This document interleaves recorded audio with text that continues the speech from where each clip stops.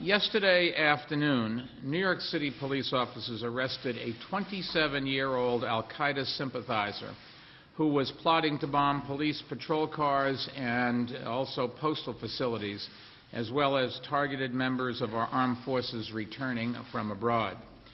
Jose Pimentel, P-I-M-E-N-T-E-L, of Washington Heights, which is in the northern end of Manhattan, faces terrorism-related charges that District Attorney Vance will discuss in a moment. Earlier today, I also described this case to U.S. Congressman Pete King, the chair of the House Committee on Homeland Security, who has long been a champion of federal support for the NYPD's counterterrorism efforts. The NYP Intelligence Division did outstanding work in tracking this individual and containing the threat he posed to the city. The police also constructed a duplicate of an explosive device that the suspect built and then designated in a way that he intended to use his weapon. And we wanted to show you a video about the resulting damage.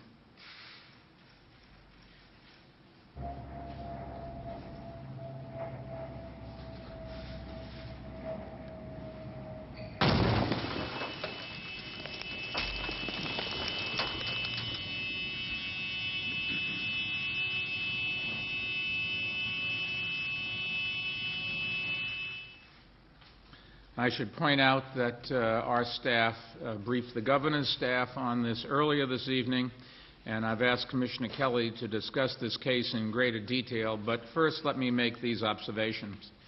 The suspect was a so-called lone wolf, motivated by his own resentment of the presence of American troops in Iraq and Afghanistan, as well as inspired by al-Qaeda propaganda. He was not part of a larger conspiracy emanating from abroad. He represents exactly the kind of threat FBI Director Robert Mueller and his experts have warned about, as American military and intelligence agencies have eroded al-Qaeda's ability to launch large-scale attacks.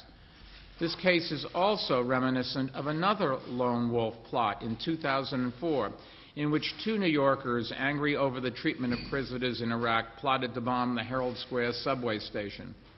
Like the current case, the Herald Square plot was uncovered by the NYPD Intelligence Division. And as with another case earlier this year in which a lone wolf plotted to attack a large synagogue, the NYPD teamed up with the Manhattan District Attorney's Office to prosecute Pimentel under state terrorism-related statutes. Whether launched by lone wolves, al-Qaeda, or al-Qaeda affiliates, there have been at least 13 previous terror attacks since 9/11 targeting New York City. This would be the 14th. Because of such repeated threats, the NYPD remains focused on preventing another terrorist attack. We assign 1,000 police officers to counterterrorism duties every single day, and this is just another case where our precautions paid off. Now let me ask Commissioner Kelly to provide details. Ray? Thank you, Mr. Mayor. Over 2 years ago, the New York City Police Department became aware of a follower of the radical cleric Anwar al-Awlaki. The follower, then residing in Schenectady, New York, was talking about traveling to Yemen for training before returning to New York to become a martyr in the name of jihad. That was Jose Pimentel, an unemployed native of the Dominican Republic and convert to Islam who lived most of his life in Manhattan. Pimentel is a U.S. citizen. Before returning to Washington Heights last year, he lived in Schenectady for about 5 years, where he made even some of his like-minded friends nervous by his extremism. He talked about changing his name to Osama Hussein to celebrate his heroes Osama bin Laden and Saddam Hussein.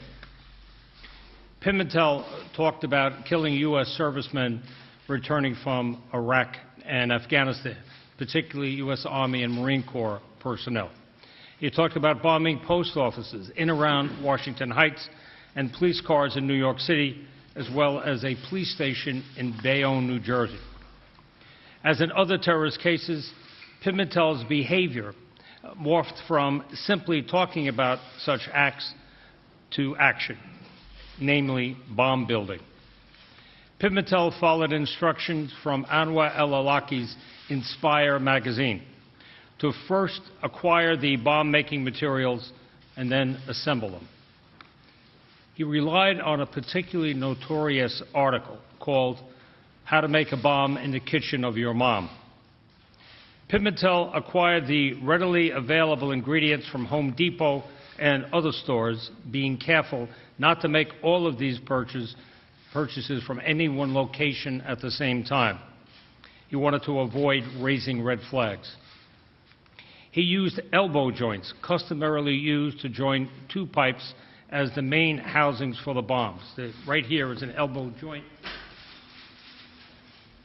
This is what one bomb looked like. In the car explosion that you saw, there were 3 of these. He made 3 bombs. This small size can do that damage, and here's the clock that would ignite it. He also planned to affix nails to them as additional shrapnel. Pimentel planned to make 3 bombs to begin with, as I said. He had already drilled holes into the elbow joints to accommodate timing devices when emergency service police officers entered an apartment in Washington Heights at 3:30 yesterday afternoon. They were accompanied by NYPD bomb squad and intelligence division detectives, who took him into custody without incident. The NYPD has been keeping track of Jose Pimentel since May of 2009, when he talked about violence, and more intensely in recent weeks as he acted on it.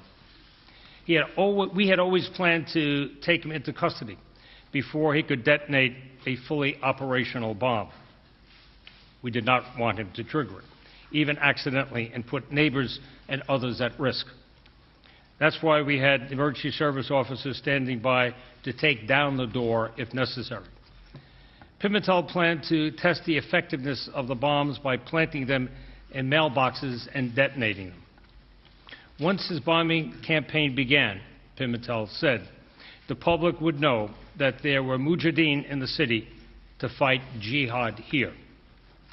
As the mayor indicated, Pimentel was a lone wolf. As you know, there have also been plots against since 9/11 directed against the city by Al-Qaeda Central and its affiliates, including one to take down the Brooklyn Bridge and to bomb the subway system. We keep a 360-degree perimeter as a result, looking for Al-Qaeda Central, its affiliates, or lone wolves to return here to kill more New Yorkers. We remain the nation's financial capital. We remain its communications capital, and a world stage on which terrorists can get the most bang for the buck. Thanks to the outstanding work of the officers involved and support from the district attorney, the buck stopped in Washington Heights yesterday afternoon. Mr. Mayor. Commissioner, thank you.